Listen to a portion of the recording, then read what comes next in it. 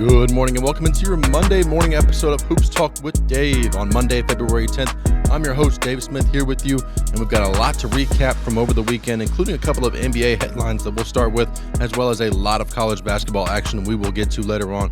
But first, we saw a trade that took place prior to the trade deadline between the Los Angeles Lakers and the Charlotte Hornets that was rescinded by the Lakers. Lakers vetoed the trade because Mark Williams did not pass his physical. The Lakers traded away rookie Dalton Knecht, Cam Reddish, a 2031 unprotected first-round pick, and a pick swap there in this trade. And in return, they got center Mark Williams, and it turns out that when they ran the physical on him, that he had more problems in his left foot than the Hornets led them to believe, or the Hornets even knew about potentially. So the trade ended up being vetoed by the Lakers because once you pass the trade deadline, you can't adjust the trade, you can't renegotiate. You either take the trade as is or you veto the trade. And so now Dalton Knecht and Cam Reddish move back to LA. Mark Williams will head back to Charlotte. The Hornets issued a statement saying they're excited to welcome him back as their starting center. And the Lakers, I'm sure, will welcome Knecht back in the locker room there. A lot of people are worried about the awkwardness in the locker room.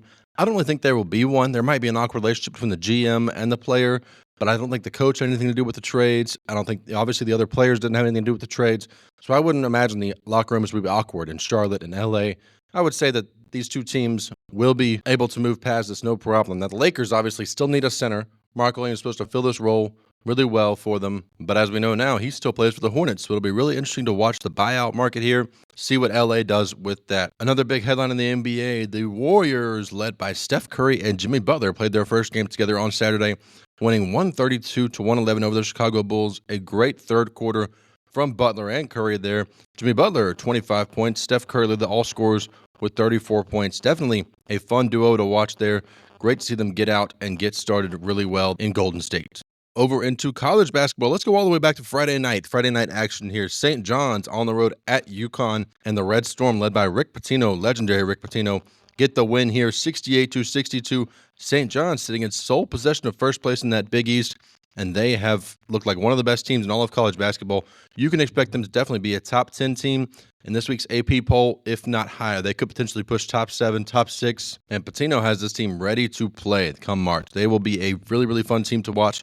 They'll be a 2 seed, maybe a 3 seed probably, but right now sitting in first place of the Big East, looking great. Into Saturday on the Plains, number 1 Auburn playing host to number 6 Florida. The Gators going into Auburn Arena and winning this one 90-81, led by Walter Clayton Jr., scoring 19 points as Auburn got out early in this one, led by 18-9, 20-11. I thought the Tigers might run away with this one. The Gators responded really well, and they ran away in the second half, never trailed past halftime, winning 90-81. It will be very, very interesting to see what the AP voters do with this one, but also I think Florida has just given themselves the 4th overall number 1 seed. The Gators now hold the best win that anybody has all season long, winning against Auburn, not only against Auburn, but at Auburn, a big-time win there. Moving over to the number 1 team in the ACC, the Duke Blue Devils, ranked number 2, going into Clemson, losing 77-71. Tyrese Proctor led the way for Duke there with 23 points. Cooper Flagg only had 18 points, 5 rebounds, and 1 assist there, shooting 6 of 17. The Clemson Tigers needed a massive win there, and they got one. Once again, 77-71 over the number 2 team in the country. Another top 15 matchup, Texas A&M on the road at Missouri. This was the most fun game to watch on Saturday. From about 10 minutes on in the second half, it was back and forth, bucket for bucket, matching it. Wade Taylor IV drained a go-ahead 3 to win the game, giving the Aggies to win 67-64 over the Missouri Tigers. And both of these teams are really, really good, really, really fun to watch, and both pose a serious threat to win the SEC tournament, I think, and also make a deep run in March Madness. To the other top 25 matchup, late nights, Arizona playing host to Texas Tech. The Wildcats winning this one 82-73 as the Red Raiders in their previous matchup handed Arizona their only Big 12 loss. They avenged this one, Jaden Bradley and Caleb Love scoring 16 points apiece to lead the Wildcats to a 9-point victory on their home floor. Creighton, the Blue Jays, winning over Marquette by 10 points, 77-67. The Golden Eagles kind of trending in the wrong direction here. They've lost 3 straight games. They were all to good teams now, UConn, St. John's, and now at Creighton. The Blue Jays needed a big-time win, and they got it here. They are moving up in the seeding lines. They're moving up pretty rapidly here. They're up to about a 7 seed right now. I expect the Blue Jays to keep moving up here. This is a really fun Creighton team to watch. Stephen Ashworth, 22 points to lead Creighton there. Cam Jones put in 27 himself for Marquette. Not enough for the Golden Eagles. Creighton wins this one by 10. Over in the Big 12, Kansas State, winners of 5 straight games. This one on their home court in Manhattan over the Kansas Jayhawks. The Wildcats of Kansas State, they looked dead in the water of just a few weeks ago. Now have won 5 straight games, beating some incredible opponents. They are looking back towards the at-large bubble. They're going to have to keep stringing these wins together because they're only 12-11 right now.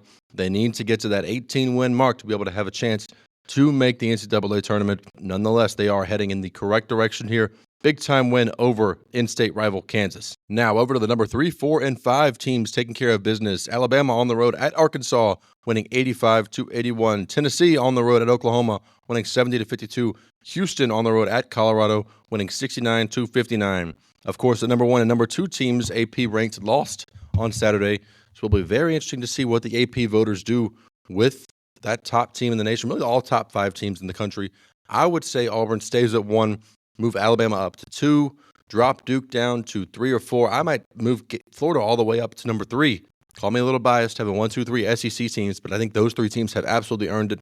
I wouldn't hate moving Alabama up to number 1, but I think Auburn is by far the best team in the country, and they deserve to have a little bit of a buffer room there for a loss, especially with how loaded the SEC is. It was unrealistic to see Auburn go unscathed within the SEC, and losing to a really good Florida team, even though it's on your home floor, is not a bad loss for the Auburn Tigers. I've still got them 1.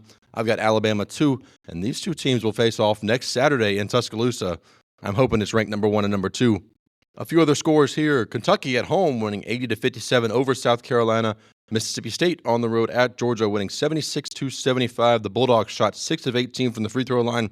Still managed to find a way to get a much-needed win. They had lost 5 of their last 7 there. Needed that one on the road at Georgia. Great quad 1 win for them there. Ole Miss, great comeback for the Rebels late in this one, winning 72-70. They were down by double digits with under 4 minutes to go. Came back to win 72-70.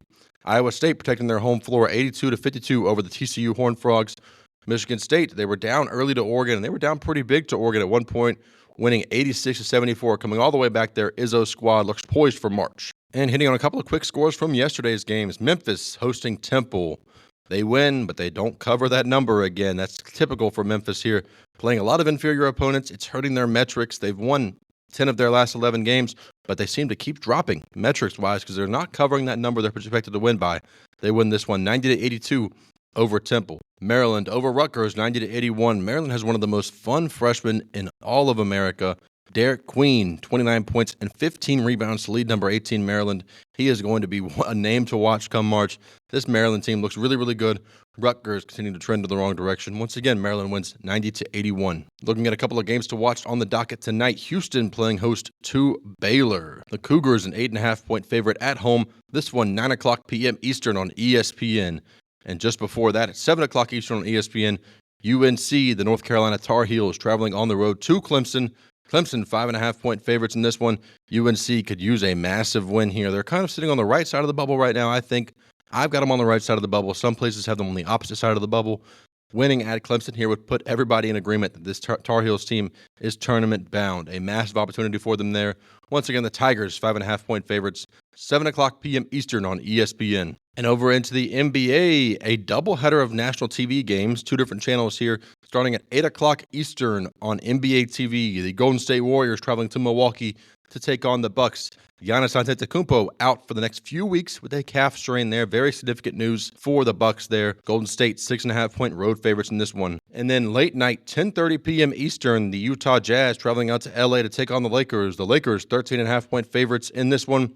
10:30 p.m. Eastern on ESPN. And the significance of this one and why it's on ESPN is that Luka Doncic is expected to make his Laker debut tonight. Really fun one to watch there on ESPN. If you're staying up for it, it's on ESPN at 10:30 p.m. Eastern. And 2 League Pass games I want to hit on really quickly. The Kings at the Mavericks. Dallas, 1.5-point favorites on their home floor, but it was announced that Anthony Davis, in his first game in Dallas, received a groin injury. He will be out for a few weeks, could be up to a month there for Anthony Davis. The Dallas Mavericks are going to have to find a way to make it through without him, and he looked really good in his debut. For the first 3 quarters when he was healthy, he looked incredible. But that's always the concern with Anthony Davis is his health. So we'll have to see if he can recover, come back, and make a big impact for the Mavericks. And our League Pass game of the night, Boston at Miami. The Celtics 5.5-point road favorites over the Miami Heat. It's always fun when these two face off, especially this coaching matchup is incredible here. Eric Spoelstra and Joe Mazzulla should be a fun clash of styles here. Boston 5.5-point favorites. This one, 7:30 p.m. Eastern on NBA League Pass. And that wraps up today's episode of Hoops Talk with Dave. I'm your host, Dave Smith. Thank you for joining us here on your weekend recap. Welcome to basketball season, everybody. We're less than 5 weeks away from receiving a March Madness bracket, so it's very exciting times here in college basketball, as well as the NBA. If you missed any NBA trade action, be sure to check out the trade deadline recap episode. You'll find that one on my page, just a couple of episodes below this one. But thank you for joining us here on your Monday morning. I'll be back to you tomorrow to recap all the action that takes place tonight.